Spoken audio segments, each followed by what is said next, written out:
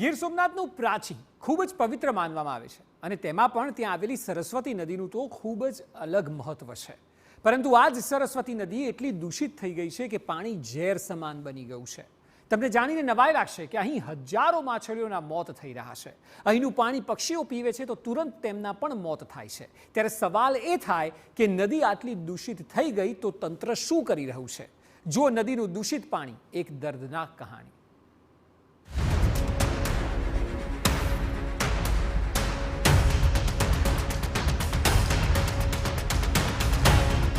નદીનું દૂષિત પાણી, દર્દનાક કહાણી.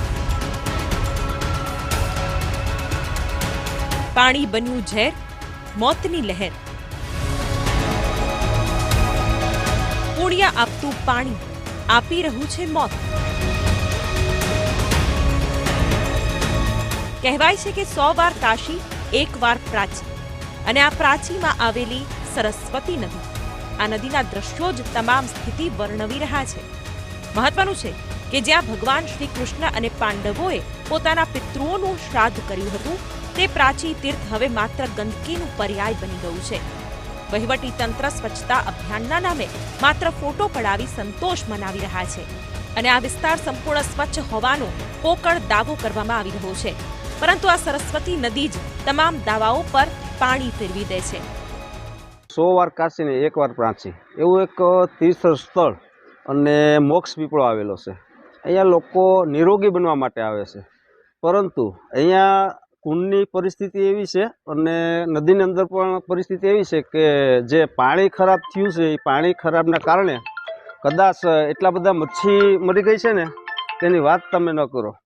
એટલી બધી મચ્છી મરણ પામેલી છે. હવે કયા કારણોસર મચ્છી મરણ પામેલી છે ખબર નથી, પરંતુ તંત્ર આવતું હોય એ તંત્રએ ખરેખર અહીંયા આવી અને આ જે કુંડ છે અને સરસ્વતી નદી છે એની સાફ સફાઈ માટે અને સ્વચ્છતા અભિયાન હલાવી અને ખરેખર કુંડની સાફ સફાઈ કરવી, સરસ્વતી નદીની સાફ સફાઈ કરવી અને જેથી કરીને લોકોને પાણી રેડવા માટે જે લોકો આવે છે એને શુદ્ધ પાણી મળે.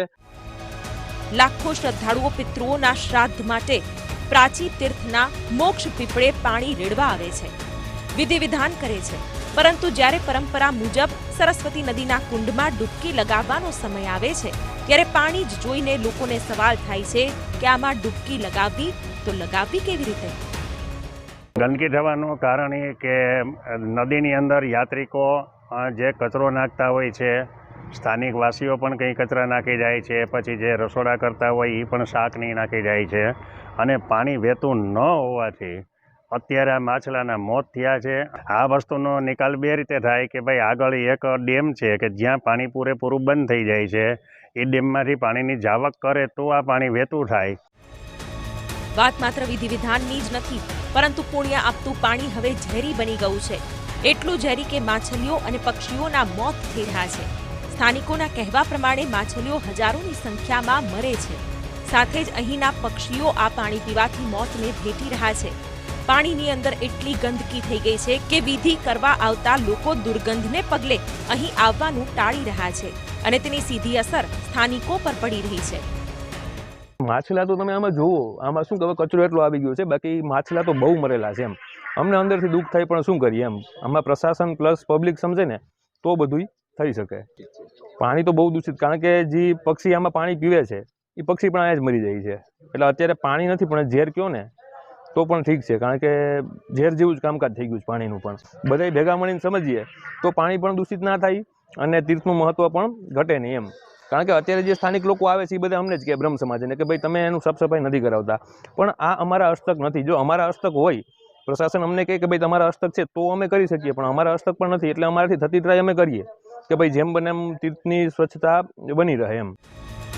તંત્રને અનેક વખત રજૂઆત કરવામાં આવી, તેમ છતાં કોઈ સફાઈ કરવામાં નથી આવી રહી.